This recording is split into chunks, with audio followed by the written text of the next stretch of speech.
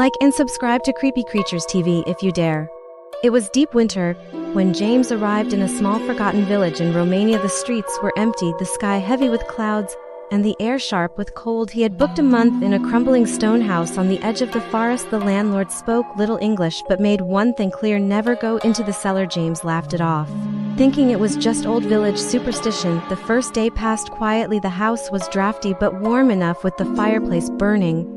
But as midnight came, he noticed something strange. The house began to hum. It was faint at first, like the sound of wind in a faraway tunnel, but there was no wind outside. The hum seemed to come from deep beneath the floorboards. It rose and fell in a slow rhythm, like breathing. He walked from room to room, but the sound was everywhere. No matter where he stood, he convinced himself it was just the old heating pipes. Though there were none the second night, the hum came again, but louder, deep, and steady, as if something enormous slept beneath the house. James lay in bed, staring at the ceiling. Unable to sleep, he felt the vibrations through the mattress like a heartbeat in the earth. By the third night, the sound carried something else with it, a faint whisper threading through the hum, words in a language he could not understand. He pressed his ear to the floor. The boards felt warm to the touch, then to warm. He pulled away quickly. The hum stopped suddenly, leaving the silence thick and heavy, and from the cellar door at the end of the hall he heard the click of the lock sliding open. James stood frozen in the dark, his breath visible in the cold air. Though the floor beneath his feet was strangely warm, the cellar door creaked slowly wide enough for shadows to spill out. He told himself it was just his imagination and shut the door, bolting it tightly. But the next morning the lock was broken. Lying on the floor, the door wide open, the air from below smelling of damp earth and something metallic like old blood.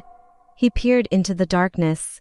The steps disappeared into pitch black. He heard nothing, but the smell was stronger, and the floor beneath him seemed to pulse ever so slightly. That night the hum came back, but now it was joined by a faint scratching from below, slow, deliberate scratches moving toward the base of the stairs. James decided to pack his things and leave at first light, but at 3:14 a.m. he woke to find the hum vibrating through his skull, his bed shaking, the walls trembling, faint dust drifting from the ceiling. The cellar door now fully open, a deep orange glow spilling up from below. He could see the floorboards in the hall moving, subtly bulging, as if something huge was pressing against them.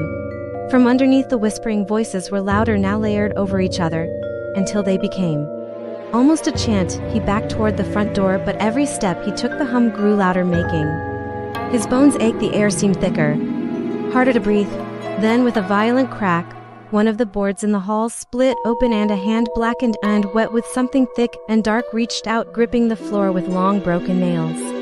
Another hand followed, and then a head, pale, eyeless, and stretched as if the skin had been pulled to tight. It turned toward him without eyes, but he knew it was looking at him. It smiled, a wide, thin smile, and whispered his name. James stumbled back, tripping over his bag.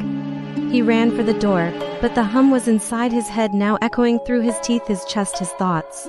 The world spinning. The last thing he saw before the darkness swallowed him was the thing from the cellar pulling itself fully into the hallway, its body far too long to fit in any human space.